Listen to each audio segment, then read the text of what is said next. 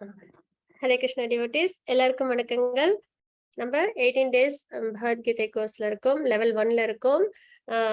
18 நாட்கள்ல ஒரு அத்தியாயமா நம்ம வந்து பகவத்கீதை தெரிஞ்சுக்கிறோம். பகவத்கீதையில மொத்தம் 18 அத்தியாயங்கள் இருக்கு. அதுல முதல் 6 அத்தியாயங்கள் கர்மயோகா அப்படின்றத நம்ம பார்த்தோம். இன்னைக்கு நம்ம 6வது அத்தியாயம் பார்க்க போறோம். 6வது அத்தியாயத்தோட கர்மயோகா அப்படின்றது முடியுது. நாளையில இருந்து 7வது சாப்டர் நம்ம ஸ்டார்ட் பண்ணுவோம். அது பக்தி யோகம். பக்தி எப்படி பண்றது அப்படின்றத பகவான் நமக்கு உபதேசம் பண்ணுவாங்க. இன்னைக்கு நம்ம பார்க்க போறது அத்தியாயம் 6 தியான யோகம், சாங்கிய யோகம். அதுதான் நம்ம பார்க்கிறது. தியான யோகம் அப்படின்னா மெடிடேஷன் பண்றது. இந்த முனிவர்கள், ரிஷிகள் அவங்க எல்லாம் இருக்காங்க இல்லைங்களா, அவங்க எல்லாம் என்ன பண்ணுவாங்கன்னா காட்டுல போய் தவம் பண்ணுவாங்க. மனதை நல்லா வந்து கண்ட்ரோல் பண்ணி, சென்சஸ் எல்லாம் கண்ட்ரோல் பண்ணி தியானம் பண்ணுவாங்க. மனதை ஒருநிலைப்படுத்தணும் அப்படின்ற ஒரு குறிக்கோளோட தியானம் பண்ணுவாங்க. பகவானோட ஸ்வரூபத்தை மனசுல நிலைநிறுத்தி தியானம் பண்ணுவாங்க. எதனால அந்த மாதிரி பண்ணணும்? தியானம் பண்றதுனால நமக்கு என்ன வந்து நன்மைகள் அப்படின்னு பார்த்தோம்னா, அது வந்து நம்மளோட மனதை வந்து கட்டுக்குள்ளார கொண்டு வரும். மனம்தான் அலைப்பாயும் இல்லைங்களா? நம்மளுக்கு இந்த உலகத்துல நிறைய விஷயங்கள்ல ஆசை வருது அப்படின்னா நம்மளோட மனம் வந்து கண்ட்ரோல்ல இல்ல அப்படின்றதான் அதுக்கு அர்த்தம். மனம் வந்து கட்டுப்பாடோட இருந்தது அப்படின்னா எது சரி, அந்த விஷயங்கள்ல மட்டும் மனம் வந்து போக்கஸ்டா இருந்தது அப்படின்னா நமக்கு இந்த கஷ்டங்கள் வராது.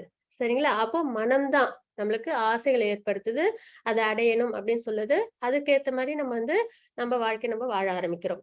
அப்போ அப்படிப்பட்ட மனத்தை நம்ம என்ன பண்ணணும்? கட்டுப்படுத்தணும். சென்சஸையும் நம்ம கண்ட்ரோல் பண்ணணும் அப்படின்றதுதான். அப்ப தியான யோகத்துல இது மனதையும் புலன்களையும் கட்டுப்படுத்துற விஷயங்களை நம்ம பார்ப்போம்.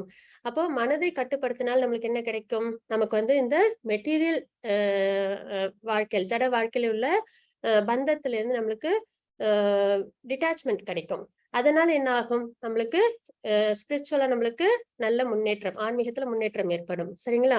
இதே வந்து மனதை கட்டுப்படுத்தலைன்னா எப்படி இருக்கும் வாழ்க்கை அப்படின்னு பாத்தீங்கன்னா, இந்த கோபம், அப்புறம் வந்து பொறாமை, இந்த விஷயங்கள்லாம் நம்ம கிட்ட காமம் இதெல்லாம் வந்து அதிகப்படியா இருக்கும். அளவு கடங்காம இருக்கும், அன்லிமிட்டடா இருக்கும். நம்ம வாழ்க்கையில ஒரு நிம்மதின்றது இல்லாத அளவுக்கு அதிகப்படியா இருக்கும் அப்படின்றத நம்ம பார்க்கிறோம். அதற்கப்புறம் அந்த மாதிரி இருக்கும்போது நம்மளால என்ன பண்ண முடியாது? ஸ்பிரிச்சுவலா எலிவேட் ஆக முடியாது. இன்னொரு விஷயமும் என்ன அப்படின்னு பாத்தீங்கன்னா, இந்த சென்ஸ் கிராட்டிபிகேஷன் பண்றதுனால நமக்கு இந்த ஃபால்ஸ் ஈகோ, நான் அப்படின்ற ஒரு அகங்காரம் இருக்கு இல்லைங்களா, அது எப்பயுமே மேலோங்கி இருக்கும். மனதை கட்டுப்படுத்தாதவங்களுக்கு அது எப்பயுமே மேலோங்கி இருக்கும். அதற்கப்புறம் இன்னொரு விஷயமும் என்ன அப்படின்னு பார்த்தோம்னா, எல்லாத்துக்கு மேலேயும் ஆதிக்கம் பண்ணணும் அப்படின்ற ஒரு எண்ணமும் ஏற்படும். இதெல்லாம் வந்து மனம் கட்டுப்பாடோடு இல்லாத சமயத்துல. அதே மனம் கட்டுப்பாடோடு இருக்கும்போது நம்ம இந்த உலகத்துல நமக்கான அதிகாரம்ன்றது எதுவுமே கிடையாது, நம்மளோடது எதுவுமே கிடையாது அப்படின்ற புரிதலோட மனதை கண்ட்ரோல் பண்ணி இந்த ஜட வாழ்க்கையில கண்ட்ரோல் பண்ணி பகவான் மேல பக்தியில நம்ம மனதை ஈடுபடுத்தணும். ஆனா மனதை கண்ட்ரோல் பண்றதுன்றது அவ்வளவு ஈஸியான விஷயம்னா கிடையாது. ரொம்ப சிரமமான விஷயம். அதற்கான பதிலையும் இன்னைக்கு வந்து பகவான் கொடுப்பாங்க நமக்கு. இந்த சாப்டர்ல அர்ஜுனர் கேட்பாங்க, மனதை எப்படி வந்து கட்டுப்படுத்துறதுன்றது. அதுக்கான பதிலையும் வந்து பகவான் வந்து கொடுப்பாங்க. அது என்ன அப்படின்றதை நம்ம வந்து பார்க்கலாம். அப்போ நம்மளுக்கு கஷ்டம் அப்படின்னு வர்றது எதனாலனா, மனம் ஆசைப்படுறதுனால, எல்லாத்தையும் வந்து ஆதிக்கம் பண்ணணும் அப்படின்னு நினைக்கிறதுனால, அதுக்கப்புறம் நான் அப்படின்ற எண்ணத்துல இருக்கிறதுனால நமக்கு இந்த ஜட வாழ்க்கையில பந்தங்கள் ஏற்படுது. அதனால நம்மளுக்கு கஷ்டங்கள் ஏற்படுது. அப்படிப்பட்ட மனதை நம்ம என்ன பண்ணணும்? நிலைநிறுத்தணும் அப்படின்றத நம்ம தெரிஞ்சுக்க வேண்டிய ஒரு விஷயம். அப்பதான் நம்மளால ஆன்மீகத்துல நல்லபடியா முன்னேறவும் முடியும். இன்னொரு விஷயமும் கூட, யார் ஒருத்தவங்க மனதையும் புலன்களையும் கட்டுப்படுத்துறாங்களோ அவங்களுக்குள்ள அந்த ஆத்ம பலம் ரொம்பவே அதிகமாகும். அதனாலதான் வந்து இப்போ வந்து அர்ஜுனரால வந்து ஒரு போக்கஸ்டா போர் பண்ண முடியுது இல்லைங்களா, வெற்றி அடைய முடியுது. ஆனா ஏன் நம்மளால முடியல அப்படின்னு? அப்புறம் ரிஷிகள், முனிவர்கள்லாம் வந்து நிறைய இந்த நினைச்ச இடத்துக்கு அவங்களால போக முடியுது இல்லைங்களா? இப்ப துர்வாச முனிவர் கூட பாத்தீங்கன்னா, நேற்று அம்பரீஷ் மகாராஷ்டிரல அவங்க பிரம்மலோகம், சத்தியலோகம் போறாங்க. அப்புறம் வந்து சதாசிவலோகம், சிவபெருமானோட லோகத்துக்கு போறாங்க. வைகுண்டத்துக்கு கூட போறாங்க இல்லைங்களா? அவங்களால முடியுது, ஏன் நம்மளால முடியல அப்படின்னு பார்த்தோம்னா, மனதை நம்ம வந்து நிலைப்படுத்துறது இல்ல. நிலைப்படுத்த ஆத்ம பலம் நல்லாவே நமக்கு அதிகரிக்கும். இன்னொரு விஷயமும் கூட, இந்த மாதிரி மிஸ்டிக் பவர் கிடைச்ச உடனே அதை நம்ம எண்ணத்துல யூஸ் பண்ணணும்னா பக்தி சேவையில ஈடுபடுத்தணும். பக்தி சேவையில ஈடுபடுத்தும் போதுதான் அதோட முழு பலனும் வந்து நமக்கு சிறப்பானதா அமையும் அப்படின்றத நம்ம தெரிஞ்சுக்கிறோம். அத்தியாயம் 6 தியான யோகம், சாங்கிய யோகம். ஹரே கிருஷ்ணா லலிதா மாதாஜி, பிரணாம். ஹரே கிருஷ்ணா மாதாஜி, பிரணாம். பிரேயர் சொல்லிடலாங்களா?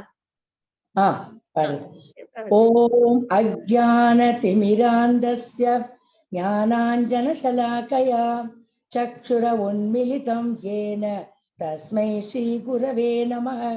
ஸ்ரீ சைத்தன்ய மனோபீஷ்டம் ஸ்தாபிதம் ஏன பூதலே ஸ்வயம் ரூப கதா மஹ்யம் ததாதி ஸ்வபதாந்திகம்.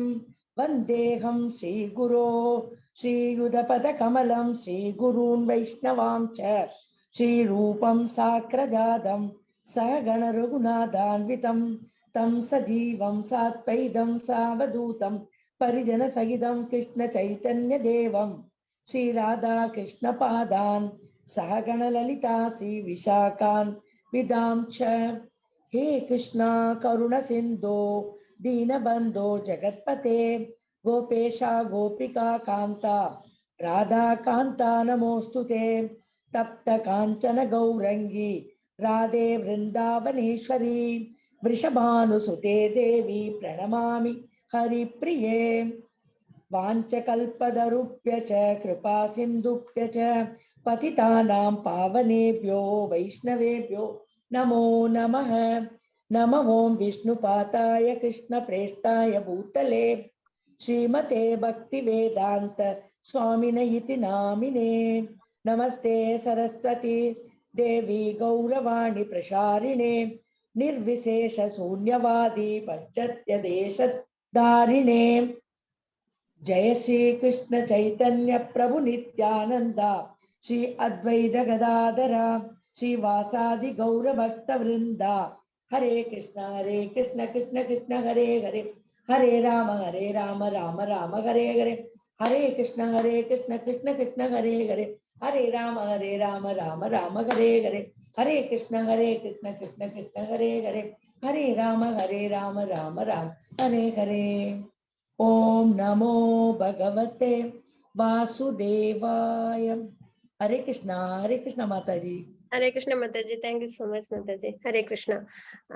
எதனால நம்ம வந்து 2 கைகளையும் தூக்கி நம்ம வந்து ஹரே கிருஷ்ணா மகாமந்திரத்தை சொல்லணும் அப்படின்னு பாத்தீங்கன்னா, அது வந்து நம்ம பகவான் கிட்ட கம்ப்ளீட் சரண்டர் ஆகிறோம் அப்படின்ற ஒரு முறையை வந்து உணர்த்துறதுக்காக. ஏன்னா 2 கைகளையும் தூக்கி சொல்லும் பொழுது என் கையில எதுவுமே இல்ல, முழுக்க முழுக்க மனதாலும் சொல்லாலும் செயலாலும் நான் உனக்கு சரணமடைகிறேன் அப்படின்றத நம்ம வந்து பகவானுக்கு குறிக்கிற விதமா வந்து 2 கைகளையும் தூக்கி ஹரே கிருஷ்ண மகாமந்திரத்தை சொல்லணும், முக்கியமா கோயில்ல இருக்கும்போது. ஹரே கிருஷ்ணா. ஹரே கிருஷ்ணா டிவோட்டீஸ், எல்லாருக்கும் வணக்கங்கள். நம்ம இன்னைக்கு அத்தியாயம் 6 பார்க்க போறோம். அதற்கு முன்னாடி அத்தியாயம் 5 சுருக்கம் என்ன அப்படின்றத நம்ம பார்த்துலாம். அர்ஜுனர் வந்து ஒரு கொஸ்டின் கேட்டாங்க. என்ன அப்படின்னு பாத்தீங்கன்னா, சந்நியாசம் அல்லது கர்மயோகம் இது 2ல எது வந்து சிறந்தது அப்படின்றத கேட்டிருப்பாங்க. யத் ஸ்ரேய அப்படின்ற ஸ்லோகத்தின் மூலியமாக 5.1 இந்த ஸ்லோகம். அதுக்கு பகவான் என்ன சொல்லியிருப்பாங்க அப்படின்னு பாத்தீங்கன்னா, சந்நியாசத்தை விட கர்மயோகம் சிறந்தது, அதாவது பக்தி பக்தி பூர்வமான செயல்கள் சிறந்தது அப்படின்றது வந்து சொல்லியிருப்பாங்க. 5.2 to 5.6 வரைக்கும் கர்மயோகோ விசிஷ்யதே அப்படின்ற ஸ்லோகத்தின் மூலியமாக தெரிஞ்சுக்கிறோம்.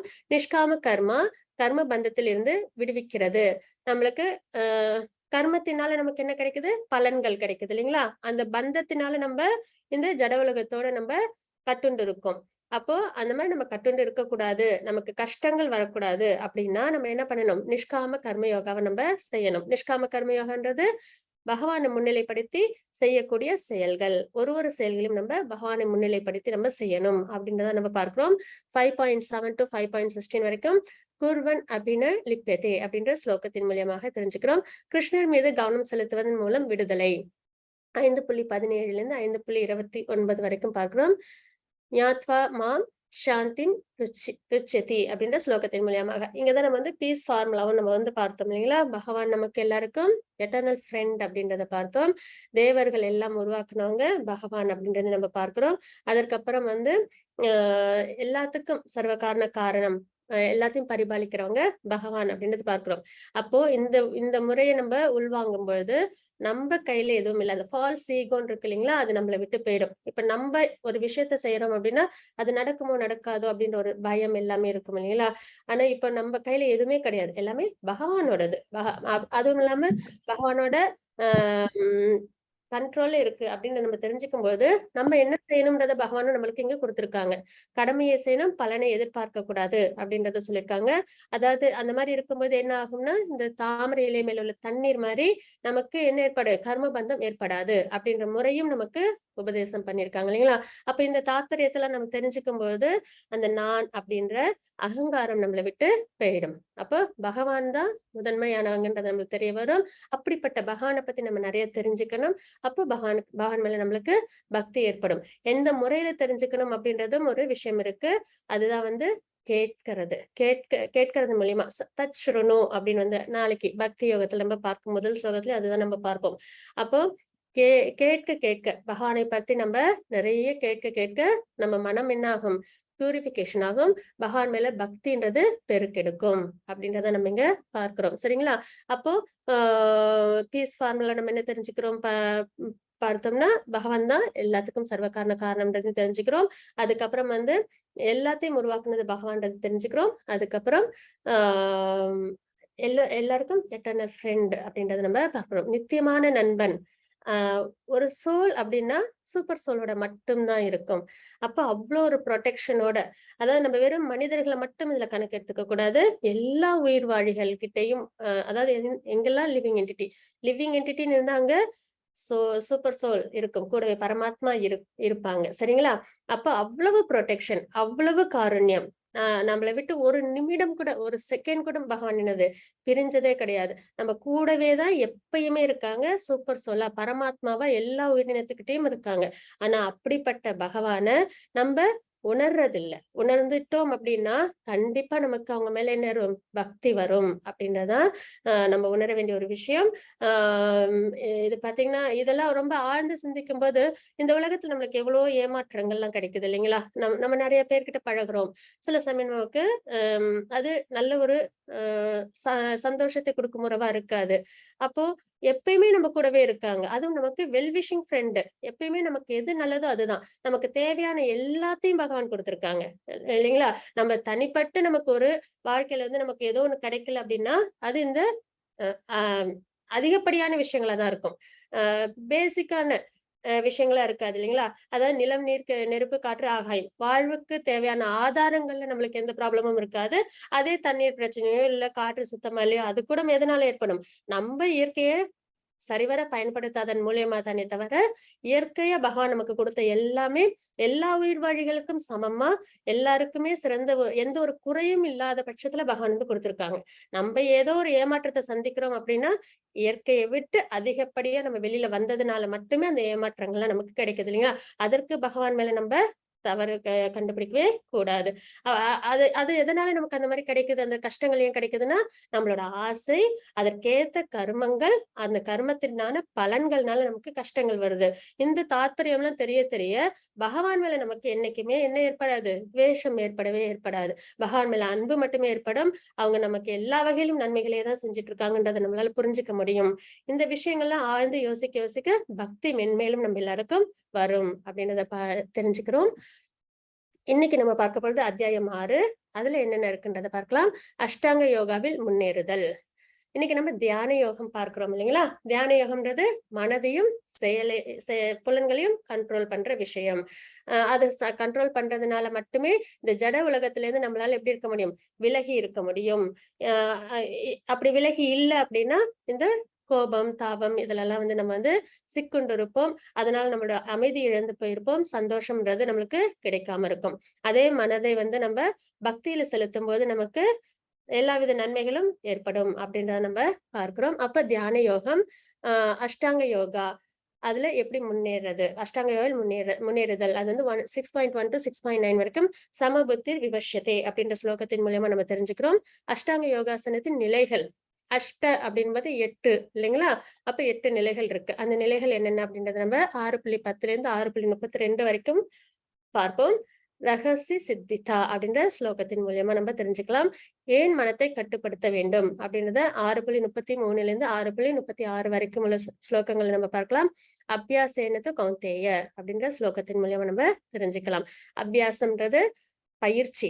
பயிற்சியின் மூலியமா மனதை நம்ம என்ன பண்ண முடியும், கட்டுப்படுத்த முடியும் அப்படின்றத நம்ம பார்க்கிறோம். தோல்வியுற்ற யோகியின் இலக்கு. அஷ்டாங்க யோகத்துல மனதையும் புலன்களையும் கண்ட்ரோல் பண்றாங்க இல்லைங்களா?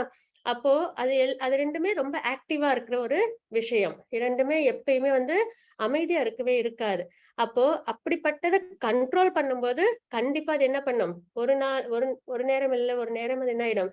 தன்னோட கண்ட்ரோல்ல இருந்து அது வெளியில வந்துரும். தன்னோட கண்ட்ரோல் இழந்துரும் இல்லைங்களா? அப்போ அவங்களுக்கு என்ன ஆயிடும்னா, அந்த யோக பயிற்சி தோல்வியில வந்துரும். அப்போ தோல்வியுற்ற யோகியின் இலக்கு என்ன அப்படின்றது 6.37 இருந்து 6.45 வரைக்கும் நம்ம பார்ப்போம். சுஷீனாம் ஸ்மிருதினாம் கேஹே அப்படின்ற ஸ்லோகத்தின் மூலமா பக்தி யோகம் மிக உயர்ந்த யோகம் அப்படின்றத பார்ப்போம். 6.48 இருந்து 6.47 வரைக்கும் யுக்த மனோ மதக அப்படின்ற ஸ்லோகத்தின் மூலமாக பக்தி யோகம் தான் சிறந்ததுன்றத பகவான் இங்க கோடிட்டு காமிக்கிறாங்க இல்லைங்களா? அப்போ 7வது அத்தியாயத்துல இருந்து நம்ம தெரிஞ்சுக்க போறது பக்தி பத்தி நம்ம தெரிஞ்சுக்க போறோம். உன்னதமான நிலை பக்தி தான் அப்படின்றத நம்ம பார்க்கலாம். இன்னைக்கு நம்ம பார்க்க போறது அஷ்டாங்க யோகம். யோகம் என்றால் என்ன? யோகம்ன்றது ஆத்மாவையும் பரமாத்மாவையும் கனெக்ட் பண்ற ஒரு சாதனம். சரிங்களா? நம்ம செயல் மூலியமா பகவானோட நம்மள கனெக்ட் பண்ணிக்கலாம். நம்ம செய்யற செயல்கள் பகவானை திருப்தி பண்றதா இருக்கணும். அதுக்கப்புறம் வந்து நம்ம ஞான யோகம்ன்றது நம்ம நாலேஜ், நம்ம பகவானை பத்தி நம்ம நிறைய விஷயங்கள் தெரிஞ்சுக்கும் போது நாலேஜ் மூலியமா நம்ம என்ன பண்றோம்? பகவானோட நம்ம கனெக்ட் ஆகுறோம். பக்தி செய்யும் போது பக்தியின் மூலியமா நம்ம பகவானோட உறவு ஏற்படுது இல்லைங்களா? அப்போ அந்த சாதனம் இல்லைங்களா? அதுதான் வந்து சோலுக்கும் சூப்பர் சோலுக்குமான கனெக்டிங் வேதான் வந்து யோகம்ன்றது. அஷ்டாங்க யோகா 8 அங்க இணைப்பு. அதுதான் வந்து நம்ம இங்க பார்க்கிறது. அஷ்டன்றது 8, அங்க அப்படின்றது 8 விஷயங்கள். சரிங்களா? அப்புறம் இணைப்பு ஸ்டெப்ஸ் அப்படின்னு வந்து நம்ம வந்து பார்ப்போம். என்னென்ன அப்படின்றத நம்ம பார்க்கலாம். ஃபர்ஸ்ட் வந்து யமம், அப்புறம் நியமம், ஆசனம், பிராணாயாமம், பிரத்யாகாரம், தாரணை, தியானம், சமாதி அப்படின்ற இந்த 8 விஷயங்கள். இது எல்லாமே வந்து என்னன்னா ஒண்ணா வந்து நம்ம வந்து பார்ப்போம் ஸ்லோகங்கள்ல. ஆனா இங்க நான் ஒரு பிரீஃபா சொல்லிடுறேன். யமம் அப்படின்றது வெளிப்புற பண்புகள் அப்படின்றது நம்ம பார்ப்போம். ஃபர்ஸ்ட் நம்ம வந்து இப்போ மனதையும் புலன்களையும் கட்டுப்படுத்தணும் அப்படின்ற பட்சத்துல நம்ம ஃபர்ஸ்ட் பார்க்க வேண்டிய இடம் என்னன்னா, ஒரு புனிதமான இடம் தேவை. அமைதியான இடமா இருக்கணும். பாதுகாப்பு நிறைஞ்சதா இருக்கணும் இல்லைங்களா? அப்ப இதெல்லாம் வெளிப்புற விஷயங்கள். இதெல்லாம் இருக்கக்கூடிய ஒரு இடத்துல என்ன பண்ணணும்? தியானம் பண்ண ஆரம்பிக்கணும். அப்ப நியமம் அப்படின்றது உட்புற பண்புகள். அது வந்து நம்மளோட ஆகாரம் எடுத்துக்கிற முறை, உறங்கும் முறை, அப்ப நம்ம வந்து வேறு விஷயங்களை நம்ம ஈடுபாடு உள்ள அந்த அந்த அதாவது ரெக்ரியேஷன் சொல்லுவாங்கல்ல, அந்த முறை இதுல எல்லாமே என்ன பண்ணணும் அப்படின்னா ஒரு ஒழுக்க நிறைய நம்ம கொண்டு வரணும். ஆகாரம் அப்படின்னும் போது பாதி வயிறுக்கு ஆகாரம் எடுத்துட்டு கால் வயிறு நீர் எடுத்துக்கணும். அதுக்கப்புறம் கால் வயிறு காற்றுக்காக என்ன இடைவெளியா இருக்கணும். அப்பதான் வந்து டைஜஷன் நல்லபடியா நடக்கும் அப்படின்றது நம்ம சாதாரணமா நம்ம எல்லாருக்கும் தெரிஞ்ச ஒரு விஷயம். ஆனா இதுதான் வந்து முறையா டைஜஷன் சரிவர இருக்கணும்னா இந்த முறையில ஆகாரம் எடுக்கணும் அப்படின்றத நம்ம பார்க்கிறோம் இல்லைங்களா? அந்த முழுக்க நம்ம எடுத்துக்கிட்டோம் ஆகாரம்னா நமக்கு அசதி தான் வரும். ஆகாரமே எடுத்துக்கலனால நமக்கு உடம்புல என்ன இருக்காது? பலம் இருக்காது. அப்ப அளவான முறையில ஆகாரம் எடுத்துக்கணும். அதே மாதிரி அளவான முறையில உறக்கம் இருக்கணும்.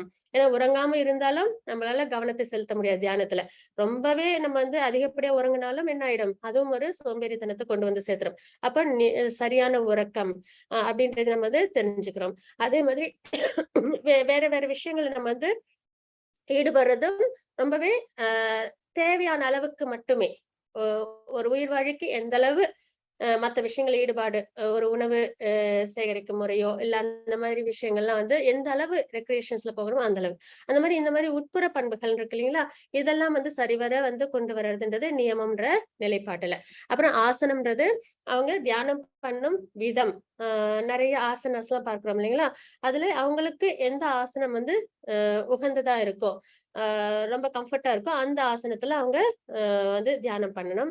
இதுல பொதுவா பார்க்கறதுன்றது பத்மாசனத்துல அமர்ந்து தியானம் பண்ணுவாங்க இல்லைங்களா? அப்ப அந்த ஆசனம் எப்படி இருக்கணும் அப்படின்றதும் பாத்தீங்கன்னா ஒரு ரொம்ப தாழ்ந்த இடத்துலயும் இருக்கக்கூடாது, உயர்ந்த இடத்துலயும் இருக்கக்கூடாது. ஏன்னா தியானம் பண்ணும் பொழுது தாழ்ந்த இடத்துல இருந்தாலும் இன்செக்ட்ஸ் எல்லாம் வரும் இல்லைங்களா? பூச்சிகள் எல்லாம் வரும். அதனால வந்து கஷ்டங்கள் ஏற்படும். அதே வந்து உயர்ந்த இடத்துல இருந்தாலும் வீழ்ந்துறதுக்கான அபாயம் உண்டு. அப்போ மீடியமான ஒரு ஹைட்ல இருக்கணும். அதுக்கப்புறம் வந்து தர்பையை பரப்பி அது மேல மான்தூள் போட்டு அதுக்கு மேல வந்து பட்டு துணி விரிச்சு அதுக்கு மேல வந்து தியானம் பண்ணணும் அப்படின்ற ஒரு சில விதிகள்லாம் இருக்கு இல்லைங்களா? அதெல்லாம் தான் ஆசனம் அப்படின்ற நிலைப்பாடுல நம்ம பார்க்கிறது.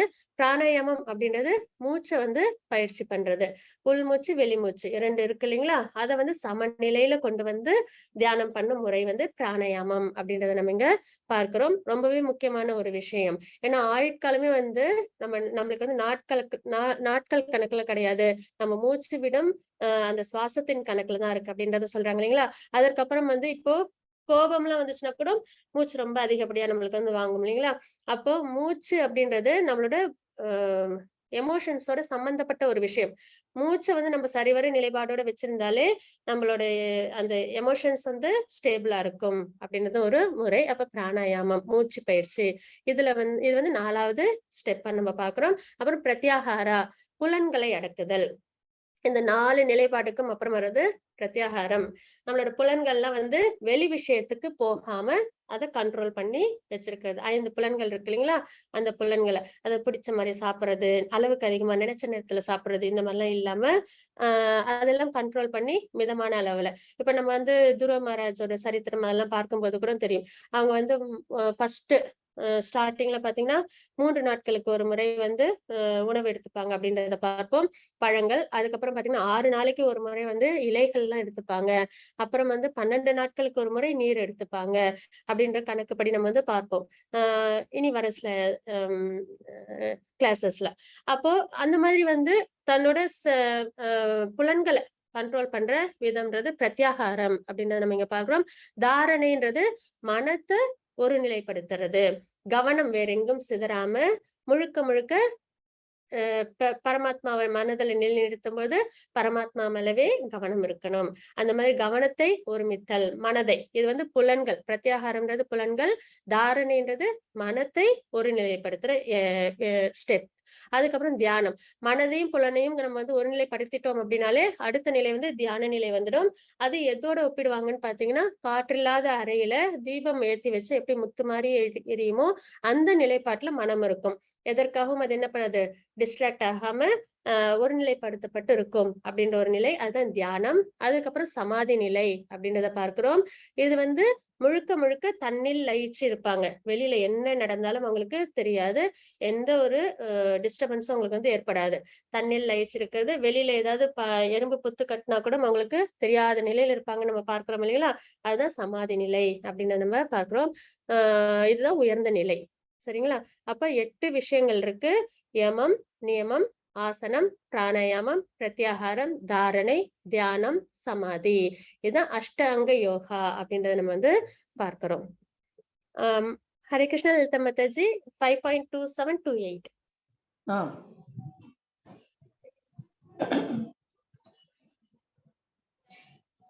ஸ்பர்ஷான் கிருத்வா பகிர்பாஹ்யான் சக்ஷுஷ்சைவாந்தரே ப்ருவோः பிராணாபானௌ சமௌ கிருத்வா நாசாப்யந்தரசாரிணௌ யதேந்திரிய மனோ புத்திர் முனிர்மோக்ஷபராயணः விகதேச்சா பயக்ரோதோ யஸ் சதா முக்த ஏவ சஹ.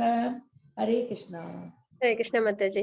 எல்லா புறப்புலன் விஷயங்களிலும், புறப்புலன் விஷயங்கள் அதாவது சென்ஸ் கிராட்டிபிகேஷன் சொல்றோம் இல்லைங்களா, புலன்கள் ஆசைப்படுற விஷயங்கள், ஜட வாழ்க்கையில ஆசைப்படுற விஷயங்கள், அதெல்லாம் எல்லா புலன் விஷயங்களையும் வெளியே நிறுத்தி, புருவ மத்தியில் கண்களையும் பார்வையும் நிறுத்தி, நாசிக்குள் உள் வெளி சுவாசத்தை நிறுத்தி, மனம் புலன்கள் அறிவு இவற்றை கட்டுப்படுத்தக்கூடிய முக்தியை விரும்பும் ஆன்மீகவாதி. ஆசை, பயம், கோபம் இதெல்லாமே ஜட வாழ்க்கையோட சம்பந்தப்பட்ட விஷயம். ஆசை, பயம், கோபம் இவற்றிலிருந்து விடுபடுகின்றான். எப்பொழுதும் இந்நிலையில் இருப்பவன் நிச்சயமாக முக்தி அடைந்தவனே அப்படின்றத நம்ம இங்க பார்க்கிறோம். அப்போ தியான யோகமும் வந்து என்னது, நம்மளுக்கு சிறந்தது, முக்தியை கொடுக்கக்கூடிய ஒரு விஷயமா நம்ம இங்க பார்க்கிறோம். எதனாலன்னா மனதையும் புலன்களையும் கட்டுப்படுத்துறாங்கன்றத பார்க்கிறோம். அதுக்கப்புறம் அதனால அவங்களுக்கு இந்த ஜட வாழ்க்கையிலேருந்து வர ஆசை, பயம், கோபம் இதுல இருந்து அவங்க விடுபடுறாங்க அப்படின்றத நம்ம பார்க்கிறோம் இல்லைங்களா. அப்ப இதெல்லாம் வந்து 5வது சாப்டர்ல பகவான் சொல்லியிருக்காங்க. அப்ப இதுதான் 6வது சாப்டர் தியான யோகம் பகவான் உபதேசம் பண்றதுக்கான ஒரு ஆதாரமா இருக்கு அப்படின்றத பார்க்கிறோம். அதாவது 6.6. ஓம் ஸ்ரீ பரமாத்மனே நமः. அத ஷஷ்டோத்யாயः. பந்துராத்மாத்மனஸ்தஸ்ய ஏனாத்மைவாத்மனா ஜிதः अनात्मनस्तु शत्रुत्वे वर्तेतात्मैव शत्रुवत्. हरे कृष्णा. ஹரே கிருஷ்ண மாதாஜி. மனதை வென்றவனுக்கு மனமே சிறந்த நண்பனாகும். ஆனால் அவ்வாறு செய்ய தவறியவனுக்கோ அதுவே மிகப்பெரிய விரோதி. நம்ம விரோதி அப்படின்னு வெளியில பார்க்கிறோம் இல்லைங்களா, அப்படி கிடையாது. விரோதின்றது யாரு? மனம். நண்பனும் யாரு? மனம். சரிங்களா? நம்மளுக்கு நன்மை தரக்கூடிய விஷயங்களை செய்யறதுக்கான எல்லா விஷயங்களுக்கும் மனம் வந்து நம்மள கொண்டு போகுது அப்படின்னா, முக்கியமா ஆன்மீகத்துல நம்மள கொண்டு போகுது. ஜட வாழ்க்கையில ரொம்ப பந்தப்படாம பாத்துக்குது அப்படின்னும் போது அது நமக்கு நண்பன். அதே மனம் வந்து ஆன்மீகமான விஷயங்கள்ல போகாம ஜட வாழ்க்கைக்கு நம்மள கூட்டிட்டு போகுது அப்படின்னா அது நமக்கு விரோதி. சரிங்களா? அதான் நம்ம இங்க பார்க்கிறோம். அப்போ நமக்கு சிறந்த நண்பனும் மிகப்பெரிய விரோதியும் யாரு? மனமே அப்படின்றது. அப்போ அந்த மனம் வந்து நம்ம சரியான போக்குல இருக்கா, அது நம்ம கண்ட்ரோல்டா வச்சிருக்கிறோமா அப்படின்றத நம்ம எப்பயுமே நம்ம கவனத்தோட இருக்கணும் அப்படின்னு தெரிஞ்சுக்கிறோம். மாதாஜி 6.10. योगी युञ्जीत सततम् आत्मानं रहसि स्थितः एकाकी यत चित्तात्मा निराशीर परिग्रहः. हरे कृष्णा. ஹரே கிருஷ்ண மாதாஜி. யோகியானவன் தனது உடல், மனம் மற்றும் ஆத்மாவினை பரமனின் தொடர்பில் எப்பொழுதும் ஈடுபடுத்த வேண்டும். அவன் தனிமையான இடத்தில் தனியே வசித்து மனத்தை கவனத்துடன் எப்பொழுதும் கட்டுப்படுத்த வேண்டும். அவன் உரிமை உணர்வுகளில் இருந்து ஆசைகளில் இருந்தும் விடுபட்டு இருக்க வேண்டும் அப்படின்றத பார்க்கிறோம். இங்க பார்த்தீங்கன்னா முழுக்க முழுக்க ஜட ஆசைகள். இங்க நம்ம நிறைய நினைக்கிறோம் இல்லைங்களா, உரிமையோட என்னுடைய குடும்பம், என்னுடைய விஷயங்கள் அப்படின்னு நினைக்கிறோம் இல்லைங்களா, அது எல்லாமே என்னது? ஃபால்ஸான ஒரு விஷயம்தான். நம்ம இறந்த உடனே அது எல்லாமே நம்மளோடது கிடையாது இல்லைங்களா? அப்படின்ற பட்சத்துல நம்ம வந்து ஜட வாழ்க்கையோட நம்ம ரொம்பவே என்னோடதுன்னு நினைக்கிறதுன்றதுதான் தவறான புரிதல் அப்படின்னு நம்ம இங்க பார்க்கிறோம். எல்லாமே பகவானோடது. அப்படிப்பட்ட பகவானுக்கு பக்தி சேவையில் ஈடுபடுறதுதான் சிறந்த விஷயம்.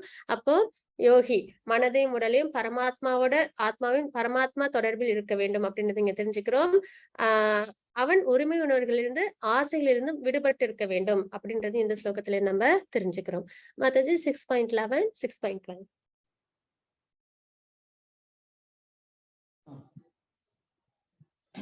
शुचौ देशे प्रतिष्ठाप्य स्थिरमासनमात्मनः नात्युच्छितं नातिनीचं चैलाजिनकुशोत्तरम् तत्रैकाग्रं मनः कृत्वा यतचित्तेन्द्रियक्रियः उपविश्यासने युञ्ज्यात् योगमात्मविशुद्धये.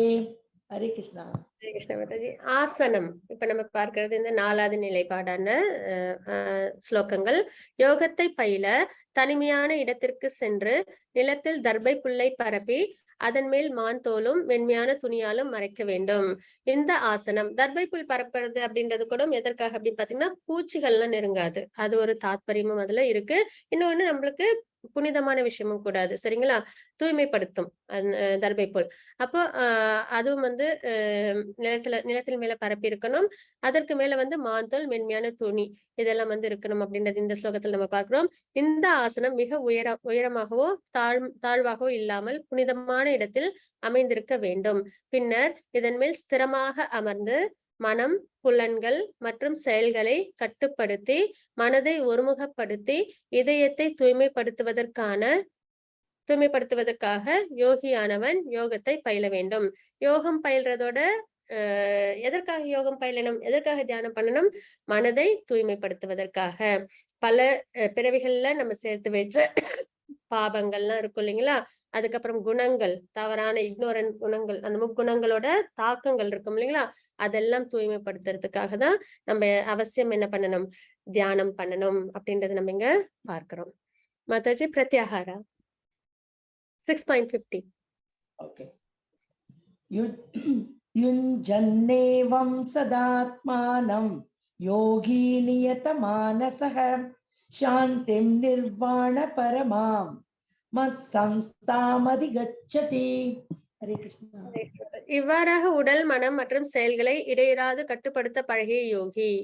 சரிங்களா? ஏன்னா வந்து இது எல்லாமே தான் நமக்கு வந்து சரண்டரிங், அதாவது பகவான்கிட்ட சரணம் அடையணும் அப்படின்னா மனம், உடலால் செய்யக்கூடிய செயல்கள், அப்புறம் நம்மளோட சொல், இது மூணும் வந்து பகவானுக்காக இருக்கும் பட்சத்துல பகவான்கிட்ட நம்ம சரணடைகிறோம் அப்படின்ற தாத்பரியம். அப்ப உடல், மனம் மற்றும் செயல்கள் இராது கட்டுப்படுத்த பழகிய யோகி தனது ஒழுங்குபடுத்தப்பட்ட மனதுடன் பௌதிக வாழ்வை கலைந்து இறைவனின் திருநாட்டை அடைகின்றான். அப்போ தியானத்தின் மூலியமா அவங்க என்ன பண்றாங்க, இந்த ஜட வாழ்க்கையில் உள்ள பந்தத்திலிருந்து விடுபட்டு அவங்க பகவான் லோகத்தை அடைகிறாங்க அப்படின்றத நம்ம இங்க பார்க்கிறோம். Mathaji 6.16.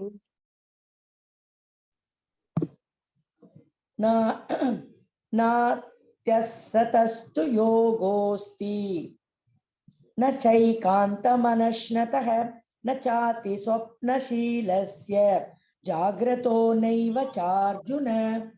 हरे कृष्णा. அர்ஜுனா, எவனொருவன் மிக அதிகமாக அல்லது மிக குறைவாக உண்கின்றானோ, மிக அதிகமாக அல்லது மிக குறைவாக உறங்குகின்றானோ, அத்தகையோன் யோகி ஆவதற்கான வாய்ப்பே இல்லை அப்படின்றத நம்ம இங்க பார்க்கிறோம். சரிங்களா? அப்போ எல்லாமே மிதமா இருக்கணும். நம்ம உணவு எடுத்துக்கிறதா இருக்கட்டும், நம்ம உறங்கும் முறையா இருக்கட்டும், எல்லாமே மிதமானதா இருக்கணும் அப்படின்றதையும் பார்க்கிறோம். மதாஜி 6.17. युक्ताहार विहारस्य युक्त चेष्टस्य कर्मसु युक्त स्वप्नावबोधस्य योगो भवति दुःखः.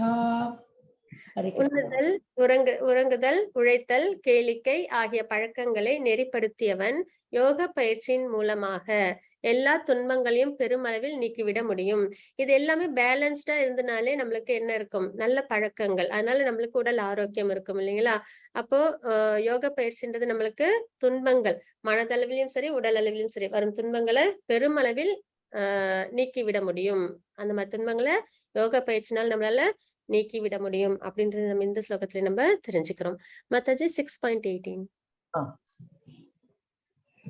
यदा विनियतं चित्त मात्मन्येवावतिष्ठते निस्पृहः सर्वकामेभ्यो युक्त इत्युच्यते तथा. हरे कृष्णा. யோகியானவன் யோக பயிற்சியின் மூலமாக தனது மனத்தின் செயல்களை ஒழுங்குபடுத்துவது, அதாவது தாரணைன்றது மனத்தை ஒழுங்குபடுத்துறது, அதாவது ஜட வாழ்க்கையில மனத்தை வந்து ஈடுபடுத்தாம ஆன்மீகத்துல ஈடுபடுத்துறது. சரிங்களா? அப்ப தனது மனத்தின் செயல்களை ஒழுங்குபடுத்தி எல்லா ஜட ஆசைகளிலிருந்தும் விடுபட்டு உன்னதத்தின் நிலை பெறும் பொழுது யோகத்தில் நன்கு நிலை பெற்றவனாக கூறப்படுகின்றான். ஒரு தடவை மனம் வந்து கண்ட்ரோல் ஆயிடுச்சு அப்படின்னா அப்புறம் வந்து மிகப்பெரிய ஒரு மாற்றம் ஏற்படும். சரிங்களா? ஆன்மீகம்தான் முக்கியமானது, பக்தி தான் முக்கியமானது அப்படின்றத தெரிஞ்சுக்கும் பொழுது நம்ம வாழ்க்கையில பெரிய ஒரு மாற்றம் ஏற்படும். அதாவது இந்த ஆசை, கோபம், பயம் இதெல்லாம் வந்து நம்ம கிட்ட இருக்கவே இருக்காது அப்படின்றது நம்ம இங்க தெரிஞ்சுக்க முடியும். அப்போ மனத்தை ஒழுங்குபடுத்துவது மிகவும் முக்கியமானது. மதாஜி 6.19. யதா தீபோ நிவாதஸ்தோ நேங்தே சோபமா ஸ்மிருதா யோகினோ யத சித்தஸ்ய யுஞ்சதோ யோகமாத்மனஹ. ஹரே கிருஷ்ணா. காற்று வீசாத இடத்தில் உள்ள தீபம் அசையாமல் இருப்பதை போல மனத்தை அடக்கிய யோகியும் திவ்யமான ஆத்மாவின் மீதான தனது தியானத்தில் எப்பொழுதும் ஸ்திரமாக உள்ளான் அப்படின்றத பார்த்தோம். இது தியான நிலை. அது எப்படி இருக்கும்ன்றது ஓமை சொல்றாங்க. காற்று வீசாத இடத்தில் உள்ள தீபம், காற்று வீசலன்னா தீபம் அலைப்பாயாது இல்லைங்களா? அது அழகா ஒரு முத்து மாதிரி எரியும் இல்லைங்களா? அதுதான் இங்க வந்து நம்ம ஓமையா பார்க்கிறோம். அசையாமல் இருப்பதை போல மனதை அடக்கிய யோகியும் திவ்யமான ஆத்மாவின் மீதான தனது தியானத்தில் எப்பொழுதும் ஸ்திரமாக உள்ளான் அப்படின்றத நம்ம இந்த ஸ்லோகத்துல பார்க்கிறோம். மத்தாஜி 2.20 to 23. யத்ரோ பரமதே சித்தம் நிருத்தம் யோக சேவையா யத்ர சைவாத்மனாத்மானம் பஷ்யன்னாத்மனி துஷ்யதி சுகமாத்யந்திகம் யத் புத்தி கிராஹ்யமதீந்திரியம் வேத்தி யத்ர ந சைவாயம் ஸ்திதச்சலதி தத்வதः யம் லப்த்வா சாபரம் லாபம் மன்யதே நாதிகம் ததः யஸ்மின் தோ ந துக்கேன குருணாபி விசால்யதே தம் வித்யா துக்க சம்யோக வியோகம் யோக சங்கிதம் ந நிச்சயேன யோக்தவ்யோ யோகோ நிர்விண்ண சேதஸ. ஹரே கிருஷ்ணா. ஹரே கிருஷ்ண. மதாஜி, சமாதி என்று அழைக்கப்படும் பக்குவ நிலை இதுதான் உயர்ந்த நிலை. சரிங்களா? அஷ்டாங்க யோகத்துல சமாதி நிலை தான் உயர்ந்த நிலை. அப்போ சமாதி என்று அழைக்கப்படும் பக்குவ நிலையில் மனம் யோக பயிற்சியின் மூலமாக ஜட செயல்களில் இருந்து முழுமையாக விலக்கப்படுகிறது. ஜட வாழ்க்கையிலிருந்து அவங்க முழுமையா விலகி முழுக்க முழுக்க தியான நிலையில அவங்க இருக்கிறாங்க அப்படின்றத நம்ம இங்க தெரிஞ்சுக்கிறோம். தூய மனத்தால் தன்னை கண்டு தன்னில் இன்பத்தை அனுபவிப்பதற்கு ஒருவனிடம் உள்ள திறனில் இருந்து இப்பக்குவ நிலையை உணரலாம். இந்த இன்ப நிலையில் அவன் திவ்யமான புலன்களின் மூலம் எல்லையற்ற திவ்யமான ஆனந்தத்தை அனுபவிக்கின்றான். திவ்யமான ஆனந்தம், திவ்யமான புலன்கள் அப்படின்றத பார்க்கிறோம் பாருங்க. எப்ப வரைக்கும் மனம் இந்த ஜட வாழ்க்கையில ஈடுபடுதோ அது வரைக்கும் திவ்யமான புலன்கள் கிடையாது. எப்போ ஆன்மீகத்துல ஈடுபடுதோ அப்போ அது திவ்யமான புலன்கள். அதே புலன்கள் தான் கண், காது, மூக்கு, வாய், செவி இதெல்லாம் இருக்கு இல்லைங்களா, கைகள்லாம். அப்போ அது நம்மளோட சந்தோஷத்துக்காக, ஜட வாழ்க்கையில உள்ள சந்தோஷங்கள் அனுபவத்துக்காக பயன்படுத்துற வரைக்கும் அது அவ்வளவு சிறந்தது கிடையாது. ஆனா அதே பக்தியில ஈடுபடும் போது அது சிறந்த விஷயமா அது நமக்கு அமையுது. அப்போ இதுல நம்ம இங்க பார்க்கிறது, இந்த இன்ப நிலையில் அவன் திவ்யமான புலன்களின் மூலம் எல்லையற்ற திவ்யமான ஆனந்தத்தை அனுபவிக்கின்றான். இவ்வாறு நிலை பெற்றவன் உண்மையில் இருந்து என்றும் வழுவுவதில்லை. இதைவிட உயர்ந்த லாபம் எதுவும் இல்லை என்று நினைக்கின்றான். இத்தகு நிலையில் அமைந்தவன் மாபெரும் துயரங்களுக்கு மத்தியிலும் ஒருபோதும் அசைக்கப்படுவதில்லை. எவ்வளவு துயரம் வந்தாலும், பிரகலாத் மகாராஜ் மாதிரி சரிங்களா, அவங்க பக்தி, பகவான் மேல நம்பிக்கை அது வச்சிருந்தாங்க இல்லைங்களா, அதனால அவங்களுக்கு எவ்வளவு கஷ்டம் வந்தாலும் அவங்கள ஒண்ணுமே செய்ய முடியல இல்லைங்களா. அதுதான் அப்போ மாபெரும் துயரங்களுக்கு மத்தியிலும் ஒரு பொழுதும் அசைக்கப்படுவதில்லை அப்படின்றத நம்ம இங்க தெரிஞ்சுக்கிறோம். அப்போ சமாதி நிலைன்றது உயர்ந்த நிலை. முழுக்க முழுக்க மனமும் புலனும் கட்டுப்பட்டு இருக்கும். அதனால நமக்கு எவ்வளவு பெரிய துன்பங்கள் வந்தா கூட அது என்ன பண்ணாது, நம்மள பாதிக்காது அப்படின்றத நம்ம இங்க தெரிஞ்சுக்கிறோம். இங்க பாத்தீங்கன்னா அர்ஜுனர், அதாவது இது மகாபாரதத்துல உள்ள பாஸ்ட் டைம்ஸ் நம்ம பார்க்கிறோம். இதெல்லாம் போக்கஸ்டா எப்படி இருந்திருக்காங்க, நமக்கு முன்னாடி உள்ளவங்க எப்படி போக்கஸ்டா இருந்திருக்காங்க அப்படின்றத நம்ம இங்க பார்க்கறதுக்கான ஒரு சில விஷயங்கள் பாஸ்ட் டைம்ஸ். இதுல துரோணாச்சாரியர் பயிற்சி கொடுக்குறாங்க இல்லைங்களா ஆசிரமத்துல. அப்ப எல்லாரும் ஒரு மரத்துல குருவி இருக்கும், அதை அம்பு எய்தி அதை வீழ்த்த சொல்லுவாங்க துரோணர். அப்போ ஒவ்வொருத்தவங்களையும் ஒண்ணு கேட்பாங்க. அப்போ பீமன் கிட்ட கேட்பாங்க, அவங்களுக்கு பழங்கள் எல்லாம் தெரியுது அப்படின்னு சொல்லுவாங்க. அதே யுதிஷ்டர் கிட்ட கேட்பாங்க, அவங்க எனக்கு மரம் தெரியுது, கிளைகள் தெரியுது, குருவி தெரியுது, கீழே உள்ள எறும்பு புத்து தெரியுது. நான் குருவியை நான் வீழ்த்தினேன்னா அந்த குருவி அந்த எறும்பு புத்து மேல விழுந்து அந்த எறும்பு புத்து சேதமடைஞ்சிடும் அப்படின்ற வரைக்கும் அவங்க யோசிப்பாங்க. அது ஒரு அரசனுக்கு இருக்க வேண்டிய குணங்கள். எந்த ஒரு முடிவு எடுக்கிறதுக்கு முன்னாடியும் எல்லாத்த பத்தியும் யோசிச்சு சரியான முடிவு அவங்க எடுக்கணும் இல்லைங்களா. அப்ப அந்த மனநிலையை அவங்க கிட்ட பார்க்க முடியும். அதே மாதிரி அர்ஜுனன் கிட்ட கேட்கும்போது அவங்க என்ன சொல்லுவாங்கன்னா, எனக்கு குருவியோட கண் மட்டும் தெரியுது அப்படின்றத சொல்லுவாங்க. அப்போ வேற எந்த விஷயமும் தெரியாம ஒரு சிறந்த வில்வித்தை புரியறவங்களுக்கு என்ன மட்டும் தெரியணும், அந்த இலக்கு மட்டும் தெரியும் இல்லைங்களா. அப்போ அதே மாதிரி அவங்க என்ன பண்ணாங்க, துரோணாச்சாரியரும் அம்பு வீடு அப்படின்ன உடனே அவங்க போக்கஸ்டா கரெக்டா அந்த குருவியோட கண்ணை மட்டும் அவங்க போக்கஸ் பண்ணுவாங்க இல்லைங்களா. அப்போ அந்த அளவு ஸ்திரமா போக்கஸ்டா இருக்கிறதுன்றது மனம் புலன்கள்லாம் ஒருமிக்கும் பொழுது இருக்க முடியும் அப்படின்னு தெரிஞ்சுக்கிறோம். அதே மாதிரி பாத்தீங்கன்னா அவங்க வனவாசம் 12 ஆண்டுகள் போயிருப்பாங்க இல்லைங்களா. அதாவது கடைசியில ஒரு 12 ஆண்டுகள் வனவாசத்துக்கு போயிருப்பாங்க பாண்டவர்கள்லாம். அப்போ அவங்க சூதாட்டத்துல தோல்வி அடைஞ்சதுக்கு அப்புறம் அப்போ அந்த வனவாசத்தையும் அவங்க வைராக்கியத்தோட அவங்க அந்த போருக்கான வேணா மகாபாரதம் போர் நடக்கும் அப்படின்றது சூழலிச்சுட்டு வந்திருப்பாங்க இல்லைங்களா. அதற்கு தேவையான ஆயத்தங்கள் எல்லாம் ரொம்பவே வைராக்கியத்தோட அவங்க செஞ்சிட்டு இருப்பாங்க. நிறைய இப்போ அர்ஜுனர் சிவபெருமான்கிட்ட போயிட்டு வரம் வாங்குவாங்க இல்லைங்களா. அதே மாதிரி நிறைய விஷயங்கள். அப்போ அந்த வனவாசத்தையும் சரிவர அவங்க போட்ட கண்டிஷன்ஸோட முடிக்கிறது, இந்த மாதிரி எல்லாத்தையும் போக்கஸ்ட் அவங்க பண்ணாங்க அப்படின்றத நம்ம பார்க்கிறோம்.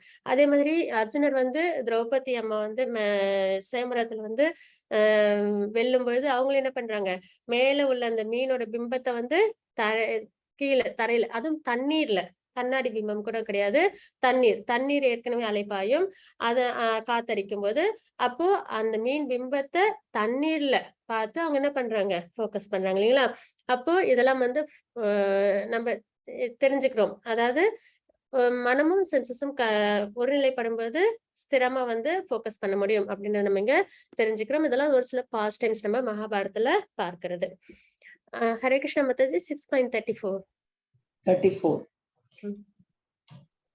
சஞ்சலம் ஹி மன கிருஷ்ண பிரமாதி பலவத்ரிடம் தஸ்யாஹம் நிக்ரஹம் மன்யே வாயோரிவ சுதுஷ்கரம். ஹரி கிருஷ்ணா. ஹரே கிருஷ்ண மாதாஜி. இருக்கிறதுலே மிகவும் முக்கியமான ஸ்லோகம் இது 6.34. இவ்வளவு போக்கஸ்டா இருந்த அர்ஜுனர், அதாவது குருவியோட கண்ணை மட்டும் இலக்கா பார்க்க முடிஞ்சவங்க, தண்ணீர்ல மேல உள்ள மீனோட பிம்பத்தை பார்த்து, அதுவும் அலைப்பாயும் போது காற்றுல அலைப்பாயும் இல்லைங்களா தண்ணீர், அந்த பிம்பத்தை பார்த்து அவங்களால வந்து எய்ம் பண்ண முடிஞ்ச அர்ஜுனர் கிருஷ்ணர் கிட்ட என்ன கேக்குறாங்கன்றதை நம்ம பார்க்கலாம். கிருஷ்ணா, மனம் அமைதியற்றதும் குழப்பம் நிறைந்ததும் அடங்காததும் சக்தி மிகுந்ததும் ஆயிற்றே. மனத்தோட தன்மைகள் இங்க எடுத்து சொல்றாங்க. மனம் எப்படி இருக்கும்? அமைதியற்றது, எப்பயுமே அது ஒரு நிலைப்பாட்டிலே இருக்காது இல்லைங்களா? அப்போ அமைதியற்றது. குழப்பம் நிறைந்தது, சரி தவறு தெரியாது, எப்பயுமே குழப்பத்தோட இருக்கும். அப்புறம் அடங்காதது, நம்ம அதை கண்ட்ரோல் பண்ணணும், நல்ல செயல்கள்ல நம்ம ஈடுபடணும், பக்தி பண்ணணும், சாண்டிங் பண்ணும்போது கூட மனதை வந்து நிலைநிறுத்தணும்னு நினைக்கும் போது அது என்ன பண்ணாது, அந்த சாண்டிங் மேல அது அந்த கவனம் வந்து கொஞ்ச நேரம் தான் இருக்கும், அப்புறம் டிவேட் ஆயிடும் இல்லைங்களா?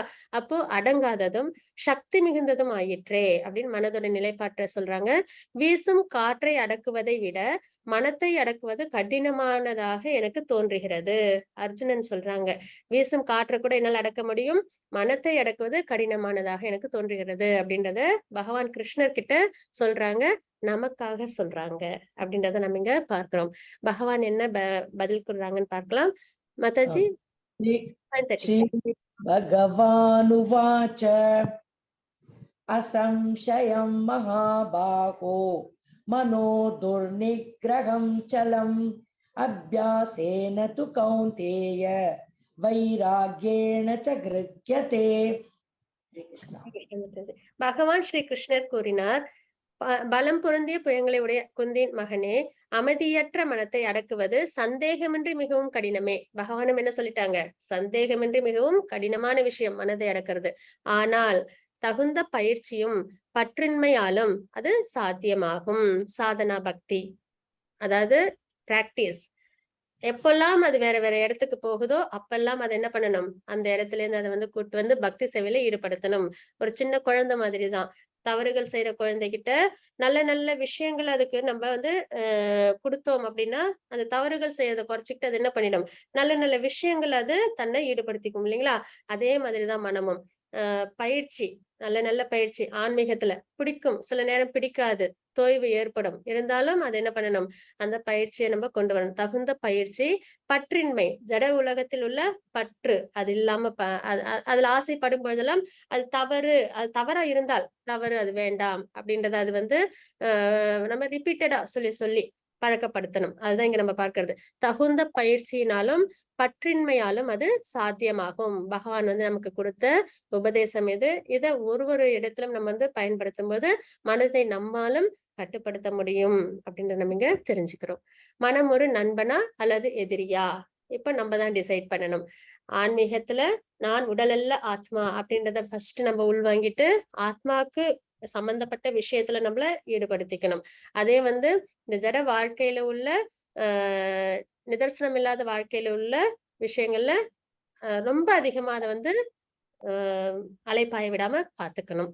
அதுதான் நம்ம இங்க தெரிஞ்சுக்கிறது. மாதாஜி 6.41. பிராப்ய புண்ணிய கிருதாம் லோகான் உஷித்வா சாஸ்வதி சமா சுச்சீனாம் ஸ்ரீமதாம் கேகே யோக பிரஷ்டோபிஜாயதே. ஹரே கிருஷ்ணா. இப்ப பாத்தீங்கன்னா யோகத்தில் வெற்றி அடைய தவறிய ஒருவரின் இலக்கு என்ன? இப்ப அஷ்டாங்க யோகா பண்றாங்க, 8 அங்கங்கள் உள்ள 8 நிலைகள் உள்ள அஷ்டாங்க யோகா பண்றாங்க. ஆனா மனதையும் சென்சஸையும் கண்ட்ரோல் பண்ற சமயத்துல அவங்களால ஒரு சில இடத்துல அது வந்து அந்த நிலையில இருந்து அவங்க வீழ்ச்சி அடைஞ்சிடுறாங்க. அப்போ அந்த மாதிரி வீழ்ச்சி அடைஞ்சவங்களோட நிலைப்பாடு என்ன அப்படின்றத நம்ம இங்க பார்க்கிறோம். எப்பயுமே பக்தி சேவையில மட்டும், அதாவது பக்தியில மட்டும் அதுக்கு வந்து இதோட முடிஞ்சு போச்சு அப்படின்றது கிடையாது. எப்படி இந்த ஜட வாழ்க்கையில நம்ம என்ன வச்சிருந்தாலும் அது இந்த பிறவியோட முடிஞ்சிருது இல்லைங்களா? ஆனா ஆன்மீகத்துல நம்ம எவ்வளவு முன்னேற்றம் அடைகிறோமோ அது அந்த பிறவியோட எல்லாம் முடியாது. அது அடுத்தடுத்து நம்மள நல்ல நல்ல முன்னேற்றத்துக்கு தான் அது எடுத்துட்டு போகும் அப்படின்ற ஒரு விஷயம் இருக்கு. அப்போ இப்போ யோகத்துல வீழ்ச்சி அடைஞ்சவங்க, அதுல மனமும் புலன்களையும் கண்ட்ரோல் பண்றது ரொம்ப சாதாரண ஒரு விஷயம் கிடையாது. அது ரொம்பவே பிரயத்தனை பண்ணி, அதாவது இப்ப பகவான் சொன்ன மாதிரி பற்றுதல் இல்லாம பயிற்சி மூலியமா பிரயத்தனம் பண்ணி செய்யற ஒரு விஷயம் இல்லைங்களா? அது செய்யறதுன்றது சாதாரண விஷயம் கிடையாது.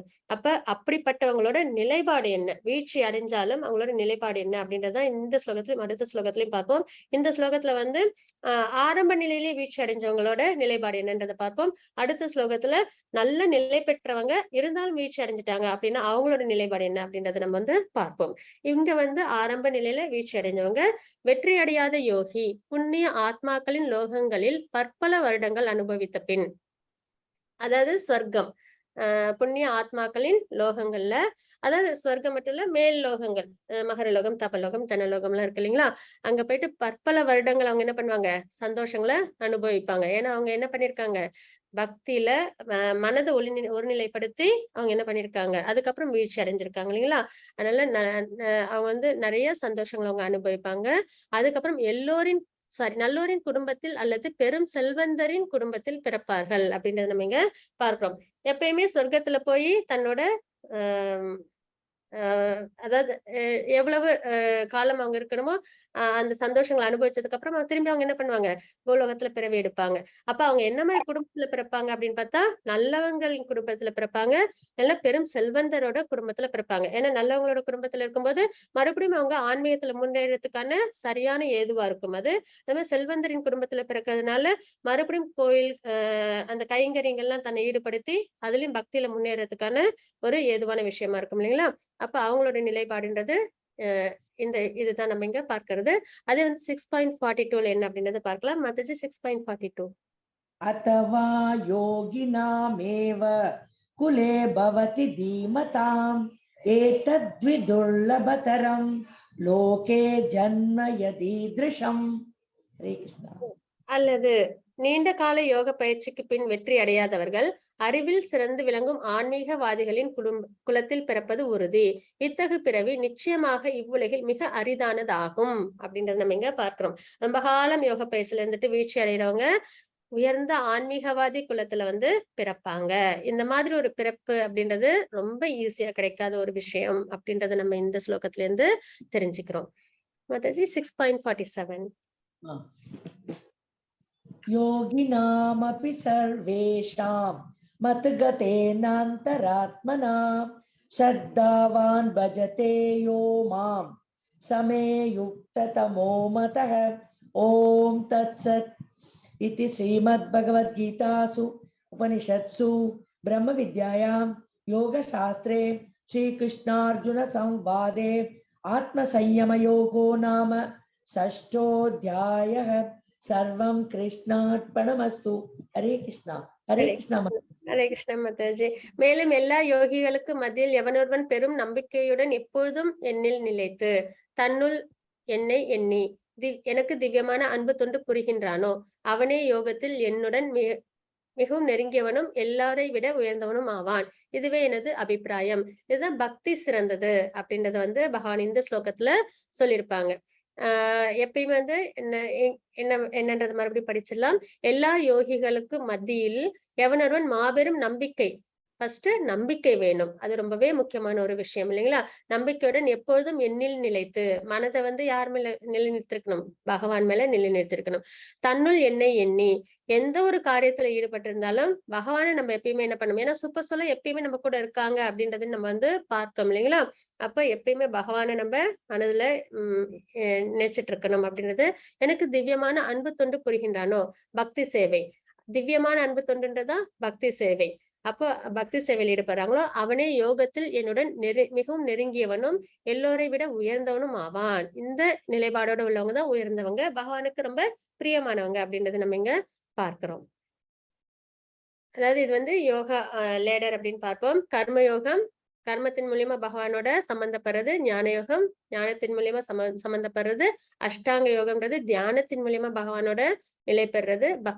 பக்தி யோகம்ன்றது பக்தியின் மூலியமா நிலை பெறுறது அப்படின்றத பார்க்கிறோம். இப்ப நம்ம பார்க்க போறது வந்து கொஞ்சம் ஸ்பிரிச்சுவல் ரெஃபரன்சஸ், அதாவது ஹரே கிருஷ்ணா மகாமந்திரம் நம்ம வந்து உச்சரிக்கிறோம் இல்லைங்களா? அதற்கான ஒரு சில ரெஃபரன்சஸ் நம்ம பார்க்க போறோம். அதுவும் இல்லாம நம்ம ஏன் வந்து ஹரிநாமத்தை உச்சரிக்கணும், அப்படின்ற ஒரு கொஸ்டினும் இருக்கும் இல்லைங்களா? அதற்கான விடையும் வந்து இதுல இருக்கும். சத்தியுகத்துல விஷ்ணுவை பற்றிய தியானம். இப்ப நம்ம பார்த்தோம் இல்லைங்களா? அஷ்டாங்க யோகம். இந்த நிலைப்பாடு தான் நமக்கு பிரிஸ்கிரைப் டியூட்டியே. சத்தியுகத்துல பிறந்தோம் அப்படின்னா, நம்ம தியானத்தின் முறையில தான் பகவான வழிபாடு பண்ணுவோம் அப்படின்றத நம்ம இங்க பார்க்கிறோம். திரேதாயுகத்துல விலையுயர்ந்த யாகங்களை செய்வது. சரிங்களா? யாகத்தை நிறைய யாகம் செஞ்சு பகவான வழிபடுற முறை.